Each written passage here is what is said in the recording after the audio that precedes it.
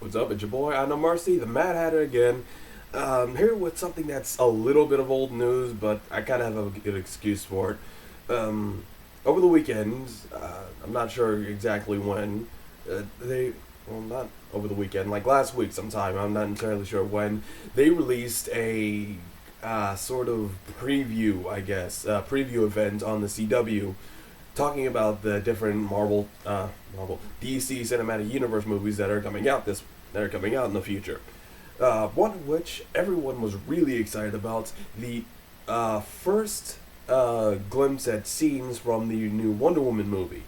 Um, Obviously, they just started shooting on the movie like a couple months ago, so they didn't have a lot of footage to show us. They just had bits and pieces to give us a general idea of how the movie's gonna look, and I couldn't really talk about it when it came out because, well, first the electricity in our house was shut down, so um, we really couldn't stay. So me and my sister and her wife really couldn't stay here.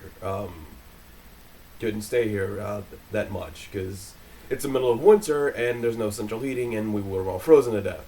Another reason is because of the massive snowstorm that just hit DC over the weekend. We really couldn't go anywhere or leave where we were staying for at least 5 days, and that was a really great experience because not only did it snow us all in, but I was stuck in a house with five screaming kids, all under the age of 10. So that's what my weekend was like. But we're out. I'm here. This is my first time getting a chance to record this, so here we are.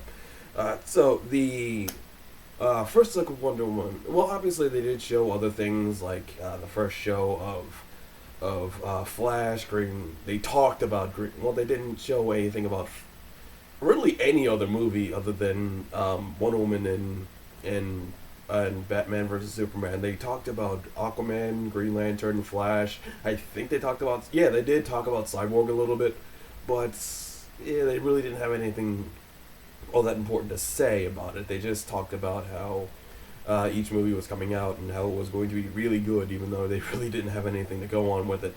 But so let's just focus on Wonder Woman for a minute. And because of the lateness of this video, I'm also going to add in a little bit of an extra thing at the end after I'm done saying my piece. So, all right, here we go. So, the Wonder Woman first look. How do I think? How do I feel about it? Ambivalence, I think, is the best way of describing how I feel about the Wonder Woman movie at this point, because on one point, it's a Wonder Woman movie, and we've all been waiting for a Wonder Woman movie ever since the Richard Donner Superman movie in the fucking 70s. Because like, how many movies has Batman had or Superman had? Green Lantern got a movie before Wonder Woman. What the fuck? But finally, we are getting a Wonder Woman movie, and it looks okay. Like I can't say it looks bad because it really doesn't. And they really didn't show us enough to. They really didn't show us enough to have any real solid opinion on it. Really, they just showed us things, what it was gonna look like, how Diana was gonna look like. I do admit that I am warming up to Gal Gadot playing Wonder Woman, even if she doesn't have the muscle mass that you would think an Amazon should have. She does look like Diana, and the armor does look good on her, and the accent works. In my opinion, I think the Israeli accent works for a Greek hero.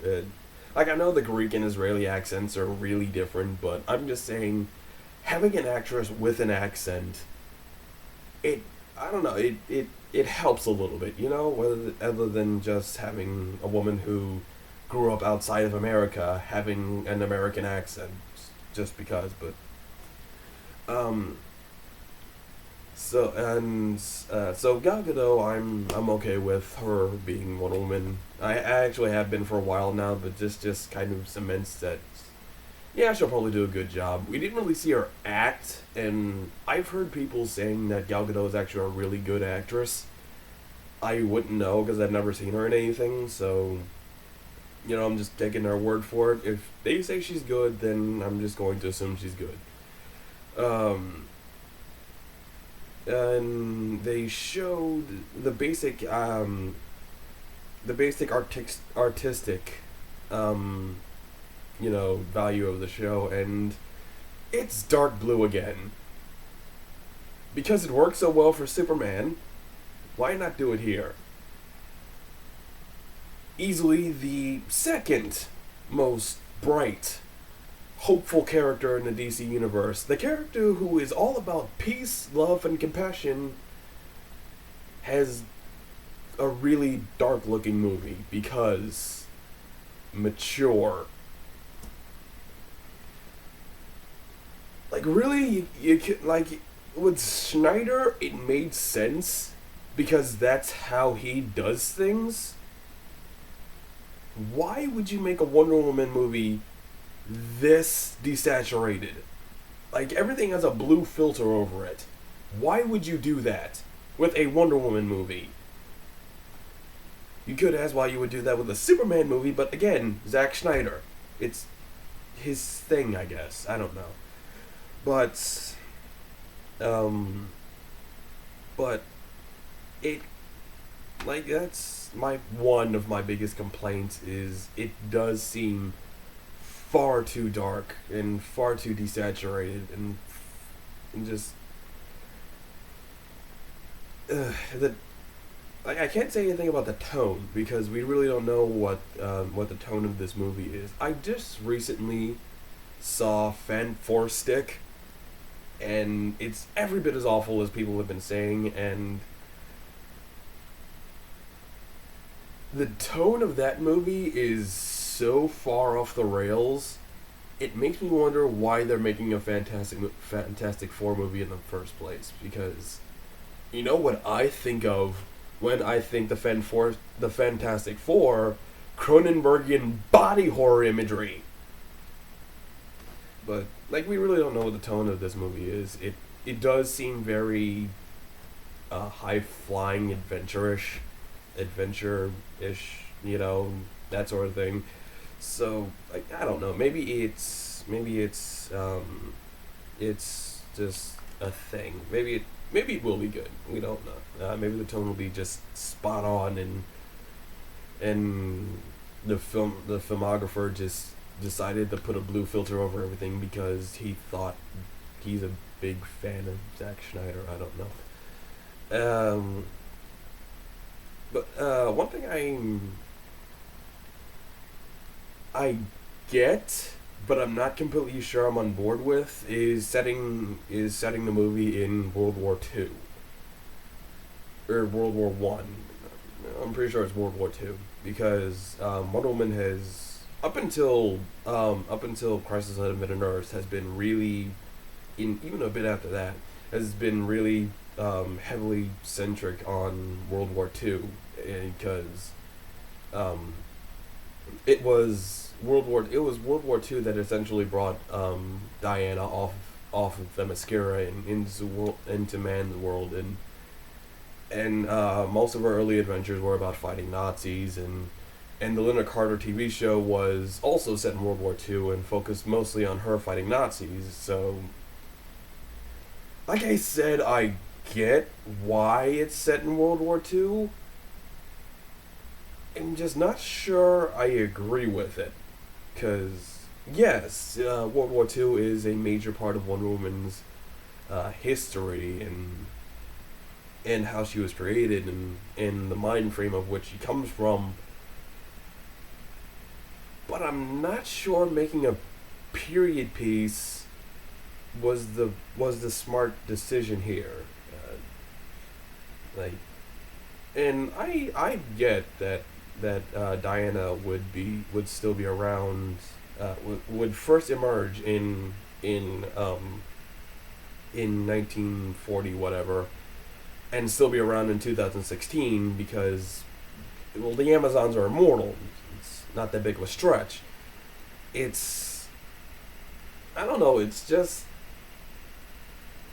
I think if you're going to do a fish out of water story, like I'd imagine this would be, it would be better if you do it in modern times. You know, like Diana first coming off the boat and seeing how the world is now as opposed to how the world is back then. Like even like admittedly, even in 1940s, it would still be a massive bout of culture shock to her. Um, just with how far humanity has evolved since the Amazons pulled themselves back from humanity.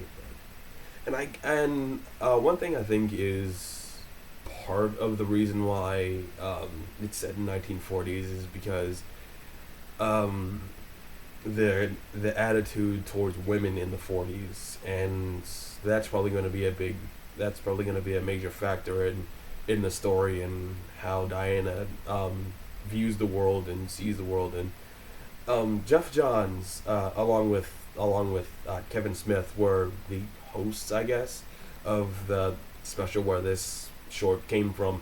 And Johns was saying that the Amazons pulled back from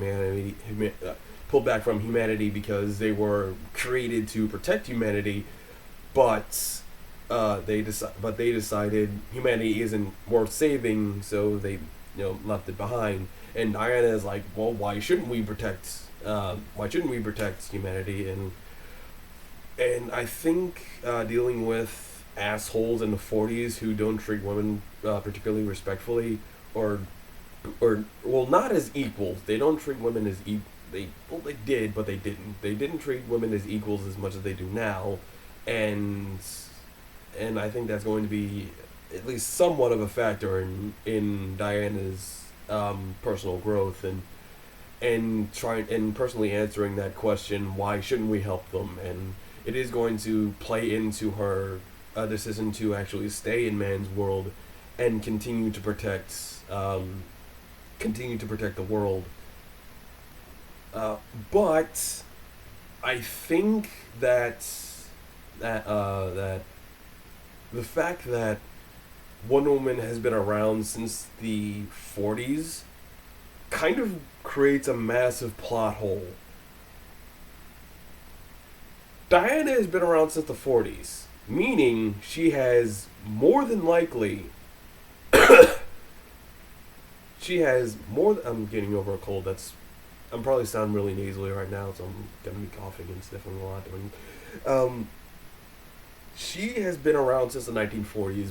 I assume active, at least most of the time. Like I don't know what she's been doing in the intervening time between her movie and when Man of Steel came out, but I'm just saying, aliens came to Earth and wrecked a major metropolitan city.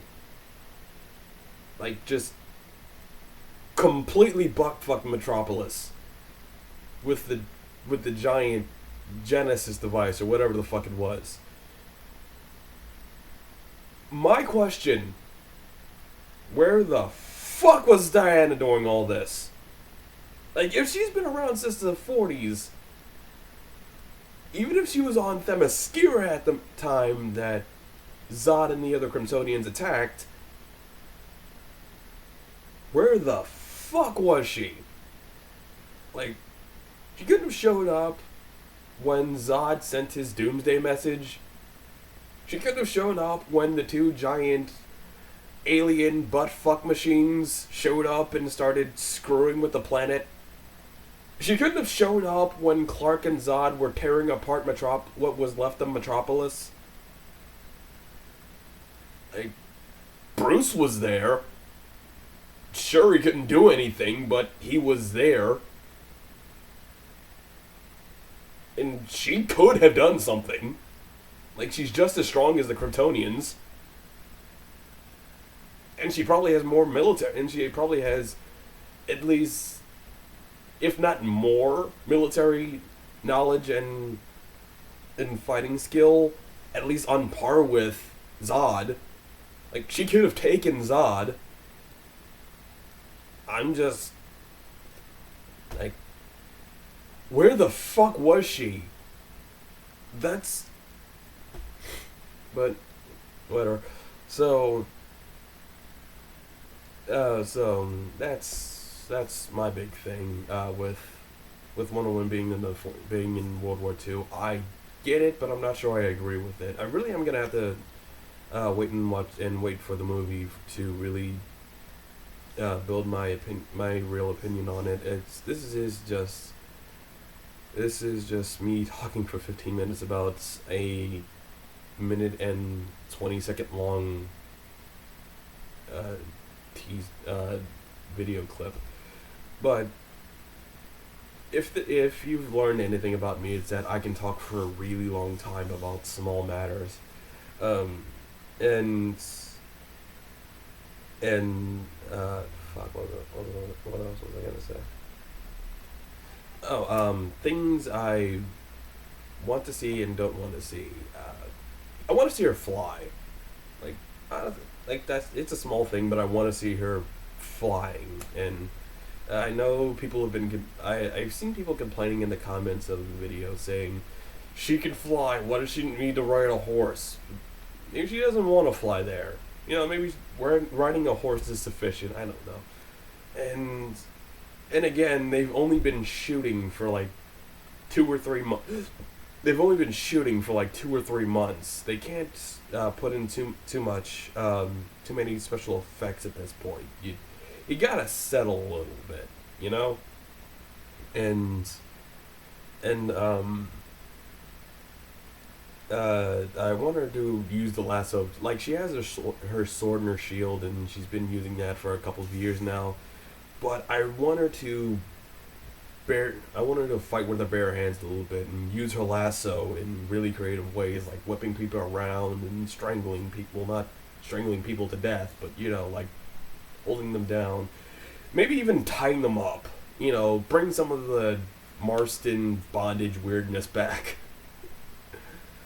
I want there to be bondage in this movie. Just to fuck with people. Like, long-time Wonder Woman fans will know that bondage was a big part of the initial run with William Moulton Marston, Wonder Woman's initial creator. I'm sorry about that. Wonder Woman's initial creator, and I want that to be part of this movie somehow. Like, even if she doesn't like tie up the bad guys, I want there to show a ceremony on Themyscira that involves bondage in some way. Just to fuck with people, because anyone who doesn't know Wonder Woman, anyone who doesn't know Wonder Woman all that much, or better yet, doesn't know Wonder Woman at all, and come to see this movie because it's Wonder Woman. Why the fuck wouldn't you want to see a movie about the first female superhero? Comes in and sees a Greek all-female ritual involving bondage. Imagine how people react to that. I want to see that so much. Just to see how people react to it. And I kind of don't want the Invisible Jet to be in here. I always thought the Invisible Jet was a really stupid idea. Even in the early 2000s, when the Invisible Jet was actually this alien malleable goop called the Wonder Dome. Like, even then, which was a really cool idea, I will admit, I never particularly liked the idea of the invisible plane. I think the only time I've ever really gotten into the invisible plane idea was Justice League Crisis on Two Earths, where Wonder Woman basically stole her invisible jet from the Earth 2 crime syndicate, and the invisibility function broke, so it was on all the time. I liked that, but just in general, the invisible plane I've never particularly liked. I think it's better that she just has the ability to fly. Um, but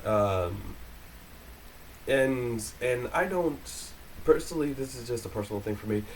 I don't want her to be Zeus's daughter in this. Like, I know she will be because that's her story in the current comics, and I just don't want that to be I just don't want that to be her story, her origin. Like, it's so derivative, and it's so uninspired, and it's been done 1,000 times. Like it's the most boring origin you can come up with. It's the most boring origin you can come up with for a hero that's based on Greek mythology. She's Zeus's daughter. So is everyone else. It's like the made from clay origin. It's weird, but it's unique, and it does fit into Greek mythology because there's plenty of really weird, unusual births in Greek mythology. Helen of Troy is also Zeus's daughter, by the way, but her mother was raped by Zeus in the form of a swan, and she was born from an egg. Like, shit like that is all, like, a statue of a child being brought to life by the gods from the perspective of Greek mythology is not that unusual. It fits really well, and it's still original. Like, I just like the made from clay origin more, and I really hope they don't use the daughter of Zeus thing, but they will. So I'm shut out of luck. I also don't want them to use a depiction of the Amazons that Azarello used, because they were awful. They were just. I actually have a theory about why Azarello wrote the Amazons the way he did, and it's just a theory. I really don't have anything to prove. I really don't have anything to back it up, like a quote from Azarello himself or anything like that. But my personal theory: Azarello wanted the readers to hate the Amazons. Like, he made them as bad as humanly possible, so you would hate them and not be sad when they all died. When they were all turned to snakes. They were turned to snakes, but they're basically all dead. Like, they made them all not trust Diana, not like or trust Diana. They turned against her when Strife showed up, even though she had absolutely no control over that. Later, in later volumes, it was revealed that the Amazons were rapists and murderers, hijacking ships, raping the men on board so they can get pregnant and have more children, because the Amazons aren't immortal anymore, and then killing the crew members. And if an Amazon ever had a male child, they would sell him to Hephaestus for weapons. So the Amazons are murderers, rapists, and human traffickers. He did all these things so that when the Amazons eventually died, you wouldn't be sad and would embrace Diana's new family, the Olympians. I have no concrete evidence I mentioned this, but I do have circumstantial evidence, which at this point is all most comic fans have. I already mentioned all the ways that the Amazons were just completely awful in every sense of the word. But there's also the fact that Diana is now an Olympian herself. Essentially, she's the daughter of Zeus, so yeah. Her family are the Olympians. Ares, who originally was her greatest enemy, is now her brother, and actually taught her how to fight, because the Amazons couldn't be bothered teaching their fucking princess how to fight. So of course the god of fucking war had to do it. And Athena actually told her that Steve Trevor crash landed on Themyscira, and that was her way to get off Paradise Island, which she wanted. She wanted to get off Paradise Island more than anything. Because with the people who raised her, who wouldn't? And again, I never read it because I stopped reading Wonder Woman after the first volume, and I have not and will not read the main series Wonder Woman books until everything in the first volume that happened is completely reversed. Like, even if they keep her being the daughter of Zeus, as long as all the shit that happened with the Amazons never happened, I will not read the main series Wonder Woman books. What was it called? And after the Amazons were dead, basically, the Olympians and the children of Zeus become her new family. Like, that's how, as far as I can tell, that's how the book was written after the first volume, and like that's how Azzarello wanted it. He wanted to replace the Amazons with the Olympians for her main supporting cast.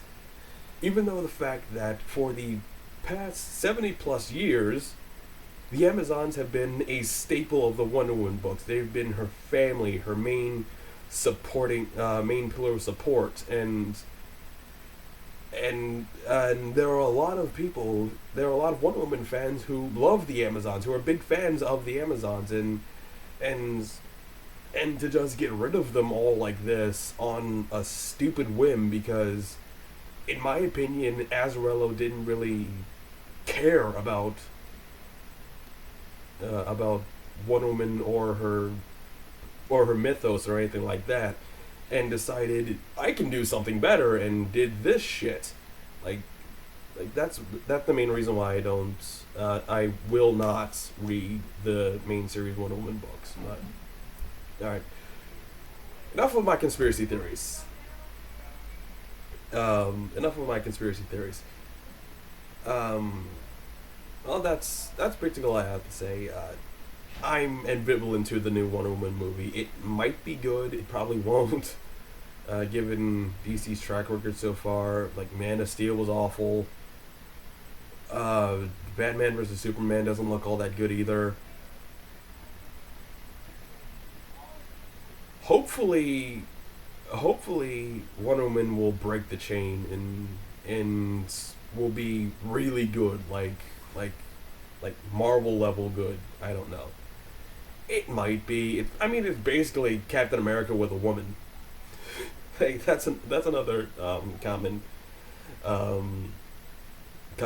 comment in the videos. It's just Captain America with a woman. I honestly can't argue that. Like, obviously there are some differences, but it's a superhero movie that takes place in World War II. And one of the hero's main weapons is a shield. Like, I'm just saying. But yeah, that's the first look at Wonder Woman, and I think it is something to be excited about, if only because it is the first Wonder Woman movie. It is something to get excited about, if for no other reason than that. Alright, so, on to my news. I am actually going to try and do something with the channel other than stupid vlogs like this. I'm actually going to try and make edited videos with actual content other than me just reacting to things. The first thing I am going to do are actually two Wonder Woman related topics. The first is a sort of what if video on what a Wonder Woman game would be, because we're finally getting a Wonder Woman movie, and Wonder Woman's never really had her own game before. She's been in games, but there's never been a Wonder Woman game There's never been a game centered solely on Diana of Themyscira. And I think with the new movie coming out, it is time to actually do that. But not actually based on the movie, because most movie licensed games are completely fucking awful. But there should be at least one game starring one woman exclusively, and that's what I'm going to talk about. The other is a complete rundown of Donna Troy's history.